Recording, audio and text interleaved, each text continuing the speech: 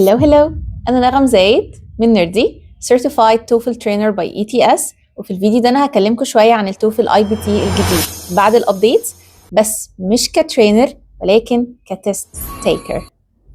دي هي السكورز بتاعتي بعد ما دخلت التست بتحضير كام يوم بس. خليني أقول لكم خلاصة تجربتي إيه مع التست. في الفيديو ده هنتكلم عن السبيكينج سكشن، ولو ما شفتوش فاحنا كمان عملنا فيديو عن الاوفرول فيو عن التست ككل، عملنا فيديوز للريدنج والرايتنج والليسننج. فلو انتوا انترستد ممكن تشوفوا الفيديوز دي وتعملوا لنا سبسكرايب عشان تشوفوا كمان الفيديوز اللي جايه اللي فيها هنتكلم بالتفصيل عن كل تايب اوف كويستشنز وتيبس وتريكس عشان تعدوا الامتحان باسرع طريقه وباعلى سكور ممكن. خليني في الفيديو ده اكلمكم عن السبيكينج سكشن. السبيكينج سكشن في التوفل IBT من اسهل السكشنز. السكشن 1 to 1 انت والكمبيوتر، مفيش بني ادم، فانت قدامك كمبيوتر. بيبقى عندك two types of questions. اول سؤال هو listen and repeat. listen and repeat في السؤال ده انت simply هتسمع جمله مطلوب منك تعيدها، فانا هسمع الجمله وهقولها. السؤال يعني التركيبه بتاعته نفسها simple قوي. يعني التركيبه بتاعته هو ان انت تقريبا بيجي لك هو حاجه زي announcement مثلا، يعني حد بيتكلم المفروض ان هو بيقول الكلام على بعضه، بس هما مقطعينها لك جمله جمله لحد 7 جمل. الجمل بتزداد صعوبة كل ما بنعدي، يعني أول جملة بتبقى قصيرة، بعدين بتبدأ تطول لحد ما نوصل للجملة ال7 دي، بتبقى أطول جملة تقريبا، اللي ممكن توصل مثلا 10 12 15 كلمة، فدي تعتبر أطول حاجة موجودة. Welcome to the City Art Museum. The ticket counter is located on your left. The special exhibition requires a separate admission ticket. السؤال بيأسس، يعني أنا بشوف إن هو بيأسس mainly الميموري. يعني هل لو حد جه قال لي حاجة هعرف لو حد سألني عليها أقولها تاني، ولا هعطل مش هعرف أستوعب أو مش هعرف أعبر عنها تاني بالإنجلش. فهو بيأسس الحتة دي. الجزء ده من الأسئلة يعني أنا بشوف إن هو memory question. هو محتاج إنك تعرف أنت نوع ذاكرتك إيه، بناء عليه هتعرف أنت هتحله إزاي. يعني حد ذاكرته بصرية مثلا فيفضل إن هو يتخيل موقف في دماغه، أو لو هو شخص يعني مش over thinker ومش بيتشتت بسهولة، يبدأ إن هو مثلا يتخيل الجملة مكتوبة في دماغه. لو حد ذاكرته حركية فيفضل إن هو يبدأ يكتب وهو بيسمع، أو يحرك بقه مثلا مع الأوديو، يعني يقول وراه وهو بيسمع. لو حد ذاكرته اكتر سمعيه فيسمع ويقول على طول، او لو حد بيتشتت كتير كمان، لو حد بيتشتت بسهوله يبقى احسن حاجه ان هو يسمع الجمله ويقولها فورا، ما يضيعش ولا ثانيه في ان هو يسمح لدماغه ان هي تو اوفر ثينك او تروح لبعيد.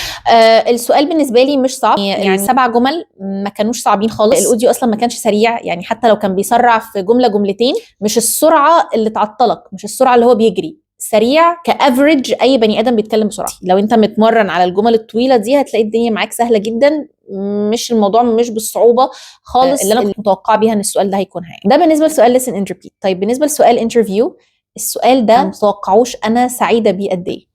لو انا هشتغل اكيد هعمل انترفيو، لو انا هشتغل بره هعمل انترفيو، لو انا هسافر بره فهيعملوا معايا انترفيو، لو انا رايح دراسه فهيتعمل معايا انترفيو. الاوبشن ده في الامتحان يعني منطقي جدا، ومعرفش ليه مش موجود في امتحانات تانية. السؤال برضو لذيذ قوي.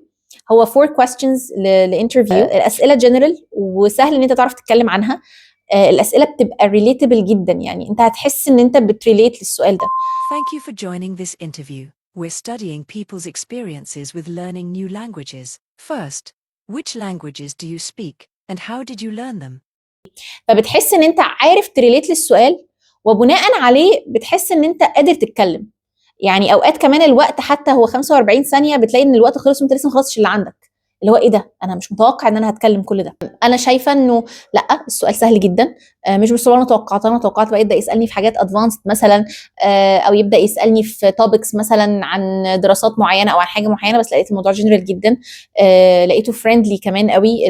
اللانجوج حتى اللي السبيكر استخدمها عشان يتكلم بيها فريندلي جدا، واضحه جدا، وسهل ان انت تفهمه، وسهل ان انت تتكلم عنه. انا عجبني جدا السبيكينج سكشن، هو يعتبر يعني ماي فيفورت سكشن تقريبا في الفور سكشنز كلهم، لانه سريع ومنجز. 11 سؤال بحوالي مثلا، يعني الوقت مش كبير، 10 دقائق مثلا ولا حاجه، فكان منجز جدا. يعتبر ده اسرع سبيكينج سكشن عدى عليا في حياتي يعني. وشايفه انه مع ذلك هو اكتر سبيكينج سكشن مفيد في كل السكشنز. السكشن نفسه دي حاجه انا هعملها كل يوم. انا كل يوم لما هتعرض الموقف ده هفتكر ان انا اخدت ده في التست.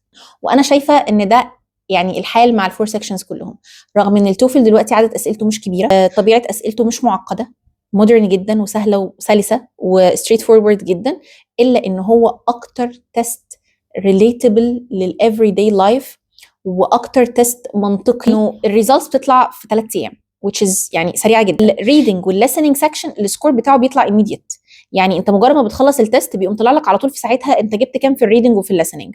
بيبقى بس فاضل لك الرايتنج والسبيكنج عشان دول اللي بيتصححوا بهيومن تشيكر.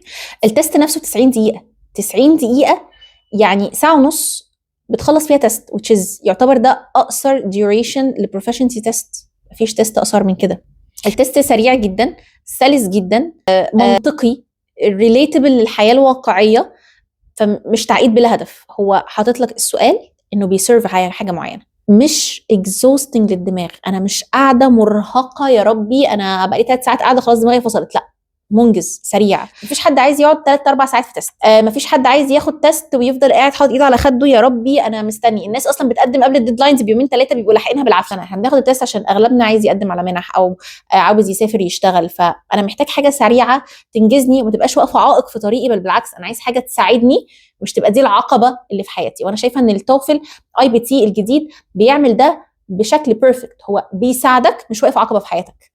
هو حتى في الريدنج والليسننج عامل لك المالتي ستيج ادابتيفيتي عشان يحط لك الاسئله المناسبه لمستواك عشان يساعدك تجيب السكور اللي انت عايزه. انا شايفه ان التوفل IBT اكسبيرينس متكامله، حاجه محطوطه فعلا من اكسبرتس دارسين مش بس اللغه ومش بس طبيعه الاسئله، هم دارسين الهيومن مايند سيت بتاعه المودرن ايرا.